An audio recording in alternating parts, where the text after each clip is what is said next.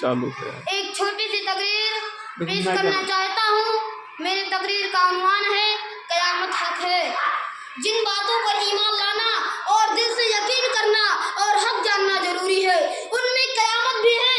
قیامت کا مطلب یہ ہوتا ہے کہ ایک دن ایسا آنے والا ہے، آسمان، زمین، سورج، چاند، ستارے، پہاڑ، درخت، آدمی اور بے جاندار سب چیزیں فنا اور ختم ہو جائے گی، اور ہر چیز ٹکڑے ٹکڑے ہو کر تباہ و برباد ہو جائے گی۔ پھر کچھ دنوں کے بعد اللہ کے حکم سے حضرت اسرافیل علیہ السلام نے بہت زور سے سور میں پھونکیں گے۔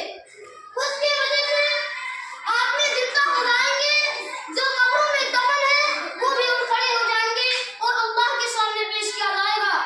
اللہ پاک ان سے دنیا کے اچھائی اور برے کاموں کا حساب لے گا۔ جن لوگوں نے دنیا میں اچھائی کا کام زیادہ کی ہوں گی، برائیاں کم کی ہوں گی، اللہ تعالیٰ ان کی برائیوں کو معاف کر کے ان کو جنت میں پہنچا دے گا۔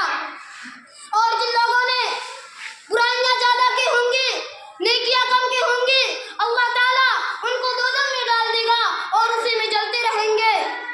اور جن لوگوں نے شرک کا کام زیادہ کی ہوں گی، اللہ تعالیٰ ان کو دوزخ میں ڈال دے گا اور اسی میں جلتے رہیں گے۔